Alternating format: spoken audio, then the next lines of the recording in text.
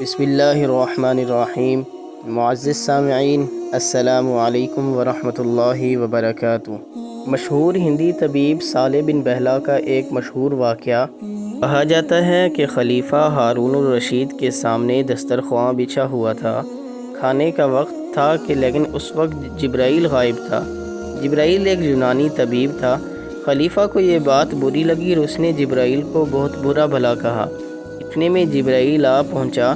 اس نے جب خلیفہ کو اس کی غیر حاضری سے برہم دیکھا تو اس نے کہا، امیر المؤمنین، آپ مجھ پر ناراض ہیں، لیکن آپ غم منائیے کہ آپ کا بھائی ابراہیم بن صالح بہت بیمار ہے اور میرا خیال ہے کہ وہ رات تک مر جائے گا۔ ہارون الرشید کو یہ سن کر بہت تشویش ہو گئی۔ اس نے فوراً دسترخواں اٹھوا دیا اور اپنے بھائی کی اس حال کو سن کر رونے لگا۔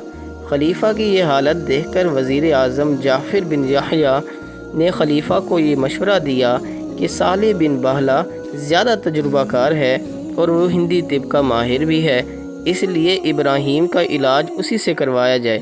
چنانچہ اس کے مشورے پر صالح بن بہلا کو بلوایا گیا اور اس کو ابراہیم بن صالح کے کمرے میں لے جایا گیا، جہاں ابراہیم موت و زیست کی کشمکش میں مبتلا مردوں کی طرح بے حس و حرکت پڑا ہوا تھا۔ صالح بہت دیر تک مریض کا معائنہ کرتا رہا اور آخر میں اس نے خلیفہ کو اطمینان دلایا۔ خلیفہ سے کہا کہ آپ فکر نہ کریں، آپ کا بھائی بالکل ٹھیک ہو جائے گا۔ خلیفہ کو صالح کی بات سے کافی اطمینان ہوا، لیکن تھوڑی دیر بعد ہی خلیفہ کے پاس خبر پہنچی کہ ابراہیم کا انتقال ہو گیا ہے۔ یہ سنتے ہی خلیفہ کے ہوش اڑ گئے اور اس کے غصے کی کوئی انتہا نہ رہی، لیکن صالح نے خلیفہ کو اس بات کا یقین دلایا کہ آپ کا بھائی زندہ ہے، وہ ابھی کسی حالت میں بھی مر نہیں سکتا، اس کا علاج آپ میرے اوپر چھوڑ دیجئے۔ اگر مجھے اس میں کامیابی نہیں ملی تو میں ہر سزا بھگتنے کے لیے تیار ہوں۔ اگر آپ کو میری اس بات کا یقین نہ ہو تو آئیے میں آپ کو ایک کرشمہ دکھاتا ہوں۔ یہ کہہ کر صالح بن بہلا ہارون الرشید کو مردہ کے پاس لے گیا اور اس کے پیر میں سوئی چبھوئی۔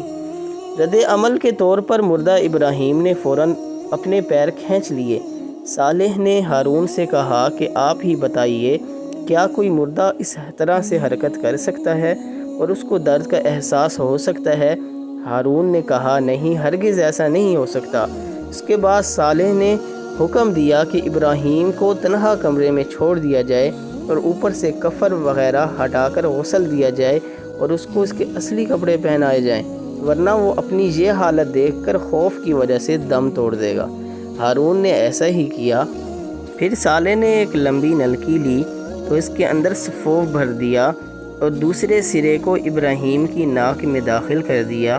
جس طرف سے سفوف بھرا تھا اس طرف سے اس نے زور سے پھونک ماری، جس سے ابراہیم کے جسم میں پہلے حرکت ہوئی اور فوراً چھینکیں آئیں اور وہ اٹھ کر بیٹھ گیا اور باتیں کرنے لگا۔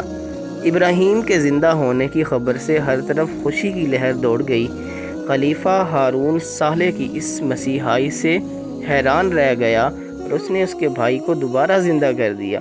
جب ابراہیم سے حال پوچھا گیا تو اس نے بتایا کہ میں نے خواب میں دیکھا کہ کسی کتے نے میرے پیر کی انگلی میں کاٹ لیا ہے اور اس کے بعد میری آنکھ کھل گئی۔ یہ انگوٹھا وہی تھا جس میں صالح نے سوئی چبھوئی تھی۔